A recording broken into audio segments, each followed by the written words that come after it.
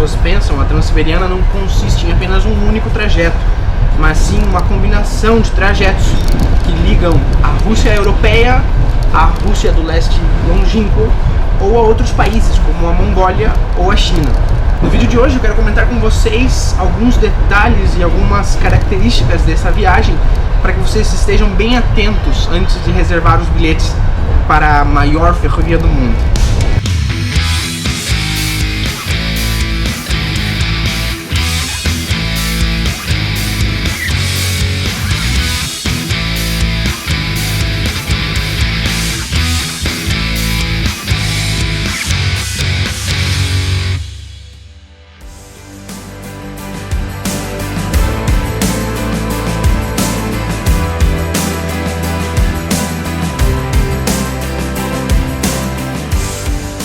Basicamente, as três rotas principais são a Transiberiana Clássica, liga Moscou a Vladivostok sem sair da Rússia, e se esse trajeto for feito sem paradas, durante 6 dias são percorridos mais de 9.200 quilômetros de uma ponta a outra do país.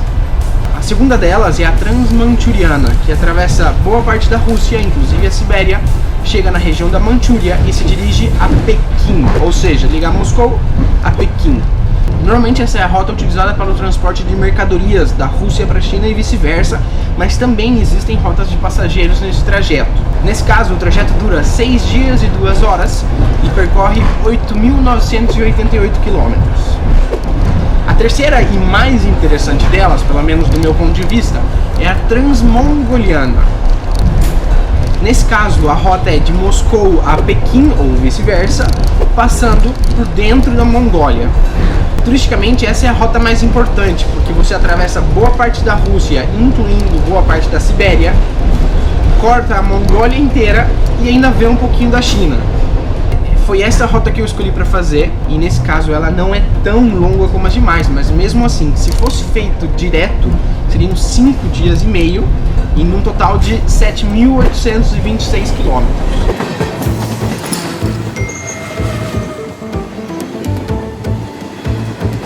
Mas e o que vale a pena?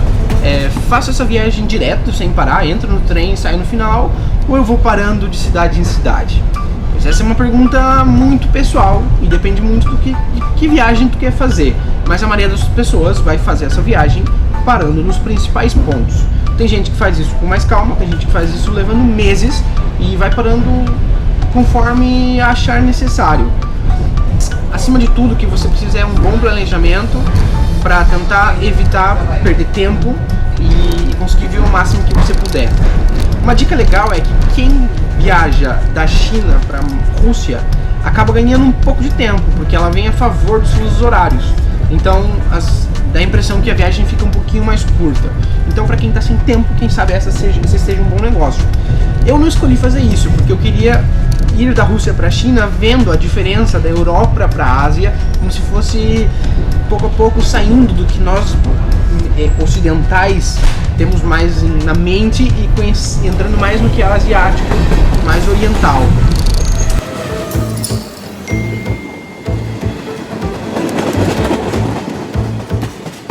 Como que faz para comprar esses bilhetes? Aonde eu consigo comprar esses bilhetes? Pois existem basicamente 3 maneiras de você conseguir comprar os bilhetes. A primeira delas é obviamente comprando nas estações de trem na Rússia, o que provavelmente não vai ser o seu caso se você estiver no Brasil ou onde for, querendo fazer o planejamento dessa viagem com antecipação. Mas muito bem, pode ser que você esteja fazendo um mochilão e esteja realmente na Rússia e queira comprar os seus bilhetes na hora. Essa é a maneira normal, né? Só que tem um pequeno detalhe. Nesse caso, é meio complicado de você comprar, porque a maioria dos atendentes não vai falar inglês. Então, o que eu sugiro para você? Que você leve uma cola escrita num papel com as principais informações que você precisa para esse bilhete. O número de bilhetes que tu precisa comprar, o seu destino, a classe do seu bilhete e a data e o horário da sua viagem. Claro que você vai ter que escrever isso em russo, em alfabeto cirílico. Ah, mas eu não sei falar em russo, eu não sei nada de cirílico, Mas é por isso que eu fiz um artigo lá no The World by Phone com um resumo cheio de colas. Você vai lá e vai dar Ctrl+C e Ctrl+V, nome de várias cidades, com as classes, Você vai lá, Ctrl+C, Ctrl+V, monta a sua cola e monta e leva depois para tu comprar isso lá com o atendente. O link tá aí na descrição. A segunda maneira que existe para tu comprar os bilhetes é acessando diretamente a página da Russian Railways e comprar por conta própria. Nem sempre a coisa é tão simples, você tem que dar uma lutada com o site lá. E tem um detalhe, ali você só consegue comprar os trens com 45 dias de antecipação com relação ao dia da viagem, então tem que ficar meio ligado. Lembre-se que no verão existe uma alta frequência nos trens, muitos trens acabam bem rápido, então tu tem que ficar ligado. Quando eles estão disponíveis, tu vai lá e compra, e tu pode ir montando você mesmo no seu... Tem trens que não são vendidos online, eu não sei exatamente quais são, eu sei que haviam. Se eu não me engano, são os casos já lá da Mongólia e da China. Parece que esse caso não é vendido online, mas eu não tenho certeza. Inclusive, se vocês souberem, comenta aí embaixo para complementar. Se você é uma pessoa que precisa fazer a coisa com muito tempo antes, que tem que deixar tudo preparado, que foi o que eu fiz nessa viagem, o que eu recomendo é que você use uma agência que arranja essas viagens. Existem várias que fazem esse serviço, eles cobram uma taxa que varia entre 5% e 30%, depende da agência. E a principal vantagem de usar uma agência dessa é que eles compram o bilhete e enviam para você por correio para qualquer parte do mundo. Então é uma comodidade e uma certeza de que vai dar certo. Além do mais, eles ficam lá, são especializados nisso, então no momento que o bilhete está disponível, eles vão lá e compram. O bilhete está disponível, eles vão lá e compram. Até no meu caso, nesse trajeto, o bilhete que era de Ulaanbaatar para Pequim, no momento em que eu tinha pedido numa certa data, e no dia em que ela ficou livre, a menina me ligou dizendo: olha, Afonso, esse bilhete foi mudado de data por uma alta demanda por pessoas das escolas que estavam fazendo uma viagem, não sei o que, e lotar o trem, e não havia mais naquela data. Então ela falou: olha, a gente tem a opção de mudar para tal dia, eu consigo comprar para ti. Coisa que se eu fizesse, quem sabe eu não soubesse, não conseguisse, enfim. Ela se incomodou em fazer tudo. Inclusive me deu a carta de carta convite para o visto da Rússia, caso eu precisasse, nós brasileiros não precisamos. E ainda, enfim, verificou vários detalhes para mim. Eu usei a Real Russia, mas não sei dizer qual é a melhor. Foi a que eu achei melhor apresentação. Eles têm um planner na página deles que você vai montando a sua rota, isso esclarece bastante. Dá uma olhada pelo menos para planejar tua viagem usando o planner deles, e depois se tu quiser tu compra separado.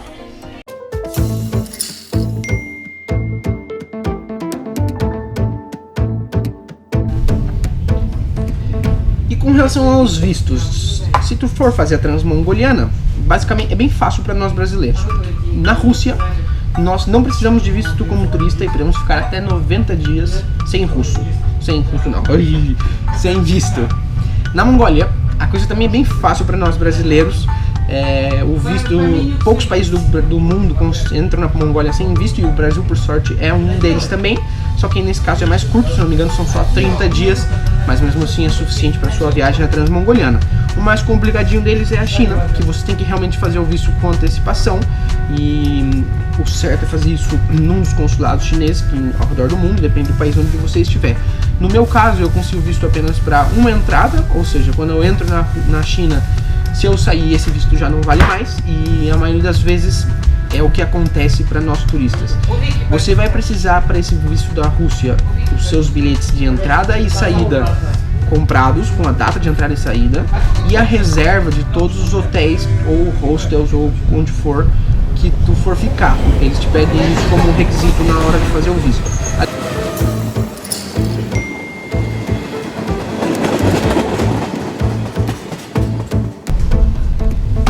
Muito bem, e as classes? Como são as classes dos trens? Bom, isso aí existe uma variedade de classes, uma variedade de trens, mas eu vou tentar meio que dar uma resumida para ter uma noção como é de maneira geral. Bom, começo de cima para baixo. Existem basicamente 3 tipos de primeira classe. A primeira delas é a Deluxe First Class. Essa está disponível nos trens número 3 e 4, ida e volta, da Transmongoliana. São compartimentos para 2 pessoas, 2 camas em cada compartimento, e a cada 2 compartimentos existe um banheiro com chuveiro em comum. Uma coisa parecida à Deluxe First Class tem nos trens 23 e 24, quando é o trajeto de Pequim a Ulaanbaatar, ou ao contrário. só que ainda é um pouquinho melhor, porque nesse caso tem um chuveiro por cabine. No trajeto de Moscou a São Petersburgo tem o Grand Express, que inclusive tem um banheiro para cada uma dessas cabines de 2 pessoas. Além dessas primeiras classes, existem trens ainda mais caros, trens turísticos. Eu não vou entrar em detalhes neles porque eu nem cheguei a pesquisar, porque não era o meu foco, mas eu deixo aqui, eu sei de um deles que eu vi alguns vídeos na internet. Procura o Golden Eagle, realmente muito caro, mas é algo de luxo e está bem preparado para turistas. Além da primeira classe, a mais abaixo é a segunda classe, também conhecida como coupé. Talvez essa seja a mais comum e a que mais vagões tenha num dos trens. A maioria das pessoas viaja nessa classe e, sinceramente, é a que eu mais gostei, porque ela não é um extremo nem um outro e também os preços não são nem um extremo nem um outro. Nesse caso, são 4 camas por compartimento, não tem chuveiro e o banheiro é compartilhado. Cada vagão tem 9 compartimentos, então 9 por 4 são 18, 36 pessoas por vagão e basicamente 2 banheiros para essas 36 pessoas.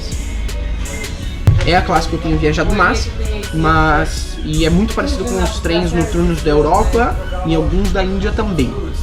Ainda mais abaixo, que foi a minha maior aventura nos trens aqui da Transmongoliana, são as terceiras classes, que também são chamadas de Hard Class, ou a classe difícil. Nesse caso, o vagão não está dividido em compartimentos. Ele tem apenas algumas paredinhas, onde eles deixam 4 camas ali, mas ele não está fechado. E do outro lado tem mais 2 camas no sentido perpendicular, aqui no lado do corredor, onde tem mais 2 camas. Então nesse compartimento são 54 camas no mesmo vagão. Eles ganham muito espaço por não existirem esses compartimentos. Mas ali então tá todo mundo junto, você escuta as criancinhas chorando, se alguém solta um peidinho, chega o cheiro, enfim, é uma festa, vamos dizer assim. Mas é uma aventura, como diz, tem os que amam e os que odeiam. Eu recomendo que você pelo menos experimente uma vez, nem que seja numa viagem curta. Não é um bicho de 7 cabeças,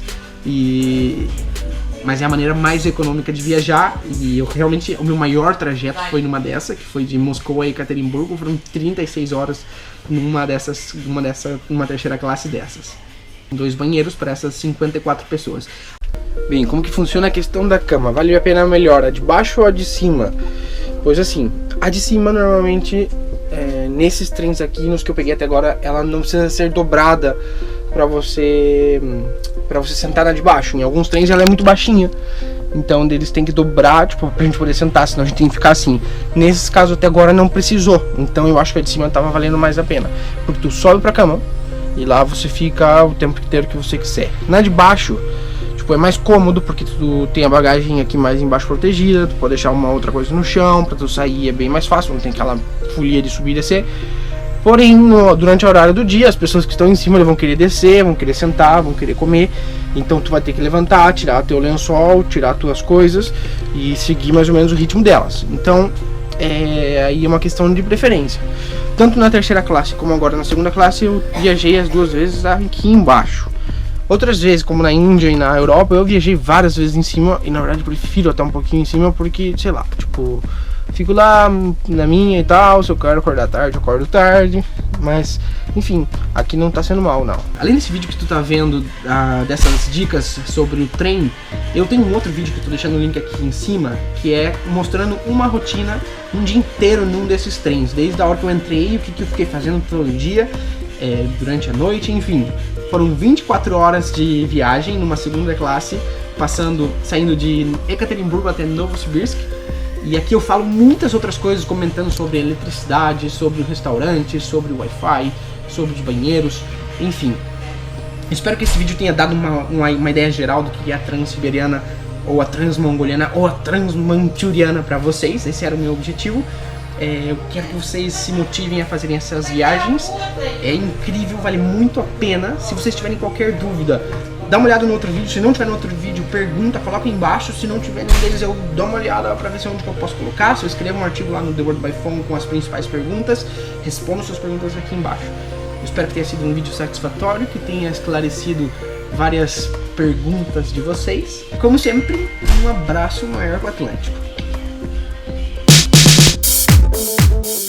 Mochileiros, hoje nós vamos ver como viviam os povos antigos aqui na Sibéria.